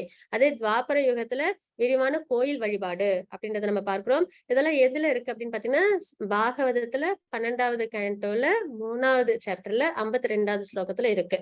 ஆனா கலியுகத்துல இறைவனின் பெயரை உச்சரிக்கிறது தான் சிறந்தது. அதுதான் நமக்கு கொடுத்த பிரிஸ்கிரைப் டியூட்டி. இப்ப தினப்படி நம்ம வந்து இது தியானம் பண்ணணும், இல்லைன்னா வந்து யாகங்கள் யஜ்ஞங்கள் பண்ணணும், இல்லைன்னா கோயில் வழிபாட்டு முறையெல்லாம் பண்ணணும் அப்படின்றத விட எங்க இருக்கிறோமோ அந்த இடத்துல நம்ம என்ன பண்ணணும், பகவானோட நாமத்தை சொன்னாலே போதும். இந்த யுகத்துல எல்லாம் இதெல்லாம் செஞ்சு அவங்களுக்கு என்ன பலன் கிடைக்குதோ அது நமக்கு கலிகாலத்துல என்ன ஆயிடுது, பகவானோட நாமத்தை மட்டும் சொன்னாலே நமக்கு கிடைக்குது அப்படின்றத நம்ம வந்து இங்க தெரிஞ்சுக்கிறோம் இல்லைங்களா? அப்போ நம்ம கலிகாலத்துல பிறந்திருந்தாலும் நமக்கு கிடைச்ச ஒரு வரப்பிரசாதம்ன்றது ஹரிநாமத்தை உச்சரிக்கிறது தான் அப்படின்றத நம்ம வந்து தெரிஞ்சுக்கிறோம். சரிங்களா? அதனால நித்தியப்படி நம்ம என்ன பண்ணணும், பகவானோட நாமத்தை நம்ம உச்சரிச்சுக்கிட்டே இருக்கணும். இதற்கு காரணங்களும் இருக்கு. நமக்கு ஆயுள் காலம் குறைவா இருக்கும், அதுக்கப்புறம் நமக்கு அறியாமை அதிகமா இருக்கும், அதுக்கப்புறம் நமக்கு பக்தியில ஈடுபாடு இருக்காது. அதாவது கலிகாலத்துல பிறந்த மனிதர்களுக்கு. அதனால ரொம்பவே ஈஸியான ஒரு விஷயத்த பகவான் நமக்கு பிரிஸ்கிரைப் பண்ணிருக்காங்க அப்படின்றத தெரிஞ்சுக்கிறோம். அப்போ பக்தி தான் வந்து நம்மள ஸ்ட்ரெயிட்டா பகவான்கிட்ட சீக்கிரமா கொண்டு போயிடும். ஏன்னா எல்லா நிலைப்பாட்டிலையும் கர்மயோகம், ஞான யோகம், தியான யோகம் எல்லா நிலைப்பாட்டை விட மேல உள்ளது பக்தி யோகம். எல்லாமே நம்ம தெரிஞ்சுக்கிட்டதுக்கு அப்புறமா நம்ம எதுல நிலை பெற்றிருப்போம்னு பாத்தீங்கன்னா பக்தியில தான் இல்லைங்களா? அப்ப ஸ்ட்ரெயிட்டா பக்தி யோகம் செய்யறதே சிறந்தது அப்படின்றத நம்ம இங்க பார்க்கிறோம். ஜப நாம சங்கீர்த்தனம், ஜபம் சங்கீர்த்தனம். ஹரே கிருஷ்ண கிருஷ்ண கிருஷ்ண ஹரே ஹரே, ஹரே ராம ராம ராம ஹரே ஹரே. இதோட வேத குறிப்புகள் எங்கெங்கெல்லாம் இருக்குன்றத நம்ம இங்க பார்த்துடலாம். ஹரே கிருஷ்ண மாதாஜி. லலிதா மாதாஜி ஸ்லோகம் படிக்க. இதி ஷோடசகம் நாம்னாம் கலிகல்மஷநாசனம் நதக் வரதரோ உபாயக सर्ववेदेषु दृश्यते इति षोडशकं नाम्नां कलिकल्मषनाशनं न तत्परतरो उपायः सर्ववेदेषु दृश्यते. ஹரே கிருஷ்ணா. ஹரே கிருஷ்ண மாதாஜி. இந்த ஸ்லோகம் வந்து கிருஷ்ண யஜுர்வேதத்திலிருந்து கலி சந்தர்ஷண உபனிஷத்துல இருந்து நம்ம வந்து பார்க்கிறோம். கலி சந்தர்ஷண உபனிஷத்கள் 108, அதுல ஒண்ணு கலி சந்தர்ஷண உபனிஷத். இதை நீங்க எல்லாரும் அவசியம் ஒரு முறை படித்து பார்த்தால் கலிகாலம் எப்படி இருக்கும் அப்படின்ற ஒரு தெளிவு ஏற்படும். அதனால இப்போ நடக்கிற அதர்மத்தை பார்த்து நமக்கு என்ன ஏற்படாது, பிரமிப்பு ஏற்படாது அப்படின்றது நம்ம வந்து புரிஞ்சுக்க முடியும். இந்த ஸ்லோகத்துல என்ன இருக்கு அப்படின்னு பார்த்தோம்னா, அனைத்து வேத இலக்கியங்களையும் தேடிய பின் ஹரே கிருஷ்ணரின் கோஷத்தை விட இந்த வயதிற்கு கலிகாலத்திற்கு ஒரு மதத்தின் முறையை மிக உயர்ந்ததாக கண்டுபிடிக்க முடியாது. இந்த வயது அப்படின்றத நம்ம என்ன பார்க்கணும், கலிகாலத்துல ஒரே ஒரு விஷயம் எது சிறந்தது அப்படின்னு பார்த்தோம்னா பகவானோட திருநாமத்தை உச்சரிக்கிறது தான் அப்படின்றது இந்த ஸ்லோகத்துல இருந்து நம்ம தெரிஞ்சுக்கிறோம். சரிங்களா? கலி சந்தோஷண உபனிஷத்துல கலிகாலத்தோட நேச்சர் எப்படி இருக்கும்னு போட்டிருப்பாங்க. அதர்மம் தான் தலை தூக்கி இருக்கும் அப்படின்றத போட்டிருப்பாங்க. அப்ப அதோட நேச்சரே வந்து அதர்மம் தான் தலை தூக்கி இருக்கும் போது அதர்மம் சுத்தி நடக்கிறத பார்க்கும்போது நமக்கு என்ன ஏற்படாது, வியப்பு ஏற்படாது. சரிங்களா? கிருஷ்ண மத்தாஜி 17.21 चैतन्य चरितामृतम आदि लीला. हरेर नाम. Yes ma'am. हरेर नाम वै केवलम कलौ नास्त्येव कदिर अन्यथा. ஹரே கிருஷ்ண மாதாஜி. சண்டை மற்றும் பாசாங்குத்தனமான இந்த யுகத்தில் கலிகாலத்தில் சண்டை போட ரொம்பவே விருப்பப்படுவோமா, பாசாங்கம் நிறைய இருக்குமா. இந்த யுகத்தில் விடுதலையின் ஒரே வழி, இந்த மாதிரி ஒரு சூழ்நிலையில பக்தி செய்து பகவான அடையிற ஒரே வழின்றது பகவானுடைய நாமம் தான் அப்படின்றத இங்க பார்க்கணும். கிருஷ்ணருடைய பரிசுத்த பெயர்களை உச்சரிப்பதுதான், வேறு வழி இல்லை, வேறு வழி இல்லை, வேறு வழி இல்லை அப்படின்னு நம்ம இங்க பார்க்கிறோம். மாதாஜி ஸ்லோகம் பாகவதம். कलेर्दोषनिते राजन् अस्ति हेको महान् गुणः कीर्तनात्येव कृष्णस्य मुक्तसङ्ग परं व्रजेत्. ஹரே கிருஷ்ண மாதாஜி. என் அன்பான ராஜா, இது பாகவதம் யாருக்கு யார் உபதேசம் பண்ணாங்க? இப்ப பகவான் கிருஷ்ணர் அர்ஜுனருக்கு பகவத்கீதை உபதேசம் பண்ணாங்க இல்லைங்களா? அதே மாதிரி பாகவதம் சுகதேவர் பரிஷித் மகாராஜுக்கு உபதேசம் பண்ண பொக்கிஷமான ஒரு விஷயம், சரிங்களா? அப்ப அதுல இருந்து வர ஸ்லோகத்துல என்ன இருக்கு அப்படின்னு நம்ம பார்த்துலாம். அதாவது 12வது கேண்டோ 3வது சாப்டர் 51வது ஸ்லோகம். என் அன்பான ராஜா, கலியுகத்தில் குறைபாடுகள் நிறைந்திருந்தாலும் குறைபாடுதான் இருக்கும் கலியுகத்துல அப்படின்றத நம்ம தெரிஞ்சுக்கிறோம் இல்லைங்களா? அப்போ இங்க வந்து அதை பார்த்து நம்ம என்ன பண்ண வேண்டாம், கஷ்டப்பட வேண்டாம். கலிகாலம் இவ்வளவு அதர்மம் நடக்குது அப்படின்றத நம்ம ரொம்ப வந்து அதை பார்த்து நம்ம கவலைப்பட்டோம் அப்படின்னா அதோட நிறமை அதோட தாத்பரியமே அப்படிதான் போது நம்ம என்ன பண்ண முடியும், நம்ம மகாமந்திரத்தை உச்சரிச்சு எல்லாருக்கும் பகவத்கீதையை கொண்டு போய் சேர்த்து நல்ல குணத்தில் செயல்படணும் அப்படின்றத நம்ம எடுத்து கொடுக்கறதா நம்மளால முடிந்த ஒரே ஒரு விஷயமும் கூட இல்லைங்களா? அப்போ கலிகாலத்தில் குறைபாடுகள் நிறைந்திருந்தாலும் இந்த வயதை பற்றி இன்னும் ஒரு நல்ல குணம் இருக்கிறது. வெறுமனே ஹரே கிருஷ்ணா மகாமந்திரத்தை உச்சரிப்பதன் மூலம் ஒருவர் பொருள் அடிமைத்தனத்தில் இருந்து ஜட வாழ்க்கையிலிருந்து விடுபட்டு ஆழ்நிலை ராஜ்யத்திற்கு பகவானோட கோலோக வைகுண்டம் ராஜ்யம் இருக்கு இல்லைங்களா, அங்கு உயர்த்தப்படலாம் அப்படின்றத நம்ம இங்க பார்க்கிறோம். மதஜி பகவத்கீதை 10.25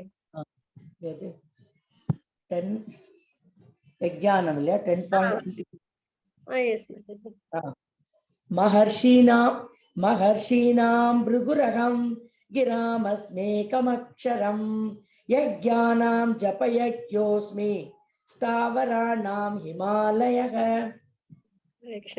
கிருஷ்ணராகிய நான் யாகங்களில் என் பெயர்களை உச்சரிக்கும் ஜப யஜ்யம் ஆவேன். அதாவது பகவானோட பெயர் பகவானே தான், பகவானுக்கும் பகவானோட பெயருக்கும் வித்தியாசம் கிடையாது அப்படின்றத நம்ம இந்த ஸ்லோகத்துல இருந்து நம்ம தெரிஞ்சுக்கிறோம். சரி மாதாஜி. ஸ்லோகம் சைத்தன்ய சரிதாமிர்தம் 20.16. நாம் நாம் ஆகாரி பகுதா நிஜ சர்வசக்தி தத்ரார்பிதா நியமிதா ஸ்மரணேன காலாக ஏதத்ரிஷி தவா கிருபா பகவான் மாமாபி துர்தெய்வம் ஈத்ரிசம் இஹாஜனி நானுராகாக. ஹரே கிருஷ்ண மாதாஜி. என் ஆண்டவரே, கடவுளின் உயர்ந்த ஆளுமை உங்கள் புனித பெயரில் வாழும் நிறுவனத்திற்கு அனைத்து நல்ல அதிர்ஷ்டங்களும் உள்ளன. எனவே உங்களுக்கு கிருஷ்ணா மற்றும் கோவிந்தா போன்ற பல பெயர்கள் உள்ளன. உங்கள் பெயர்களை நீங்கள் அந்த பெயர்களில் முதலீடு செய்துள்ளீர்கள் மற்றும் அவற்றை நினைவில் கொள்வதற்கு கடினமான மற்றும் வேகமான விதிகள் எதுவும் இல்லை. இப்ப நம்ம ஸ்லோகங்கள் படிக்கணும் அப்படின்னா கொஞ்சம் பிரயத்தனப்படணும் இல்லைங்களா? மனப்பாடம் பண்ணி அதை வந்து நம்ம வந்து உச்சரிக்கணும் போது பகவானோட நாமம்ன்றது நமக்கு ரொம்பவே ஈஸியான ஒரு விஷயம். இருந்த இடத்துல இருந்து நம்ம என்ன பண்ணலாம், பகவானோட நாமத்தை உச்சரிக்கலாம்.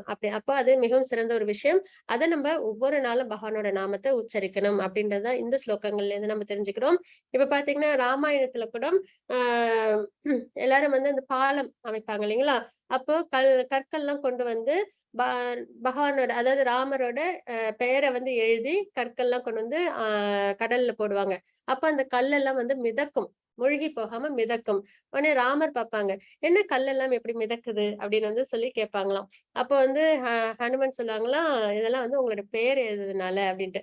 உடனே ராமர் வந்து நான் வந்து என் கல் வந்து நானும் வந்து கடல்ல போறேன் அப்படின்னு சொல்லிட்டு போடுவாங்களாம். ராமர் போட்ட கல் வந்து கடலுக்குள்ளார மூழ்கி போயிடுமா. உடனே நான் போட்ட கல் வந்து மூழ்கி போச்சு அப்படின்னா உங்களோட நாமத்துக்கு அவ்வளவு சிறப்பு உண்டு அப்படின்றத வந்து ஹனுமன் வந்து சொல்லுவாங்க. இது ஒரு சிறந்த ஒரு ஸ்வீட்டான ஒரு பாஸ்ட் டைம்ஸ். இது எதற்காக இந்த லீலை அப்படின்னு பாத்தீங்கன்னா பகவானோட நாமத்துக்கு அவ்வளவு சக்தி உண்டு. அப்படிப்பட்ட பகவானோட நாமத்தை நம்ம நித்தியப்படி உச்சரிக்கணும் அப்படின்றத நம்ம தெரிஞ்சுக்கணும்ன்றதுக்காக தான். அப்புறம் இன்னைக்கு நம்ம பார்த்தது அத்தியாயம் 6. அதோட சுருக்கம் பாத்தீங்கன்னா அஷ்டாங்க யோகாவில் முன்னேறுதல் நம்ம பார்த்தோம். அஷ்டாங்க யோகாசனத்தின் நிலைகள் என்னன்றதை பார்த்தோம். மனத்தை ஏன் கட்டுப்படுத்தணும்ன்றதை பார்த்தோம். ஏன்னா மனம்தான் விரோதியும் கூட நண்பனும் கூட இல்லைங்களா? அப்போ நம்ம மனதை வந்து கட்டுப்படுத்தணும். அப்பதான் அது நமக்கு நன்மைகளை செய்யும் அப்படின்றது. அதுக்கப்புறம் தோல்வியுற்ற யோகின் இலக்கு என்ன அப்படின்றதை நம்ம வந்து பார்த்தோம். பக்தி யோகம் மிக சிறந்த யோகம்ன்றத பார்த்தோம். அப்போ நம்ம இன்னையோட 6வது சாப்டரோட கர்மயோகம் முடியுது. 7வது சாப்டர்ல இருந்து பக்தி யோகத்தை நம்ம சிறந்த முறையில பகவானோட அனுகிரகத்துல பார்க்கலாம். வாஞ்சா கல்பத்தருபஸ்ய கிருபா சிந்து பயவச்ச பதிதானாம் பாவனேபி வைஷ்ணவோ நமோ நமः. அனந்த கோடி வைஷ்ணவந்துக்கு ஜெய். ஷிலா பிரபுபாத் கி ஜெய். ஹரே கிருஷ்ணா.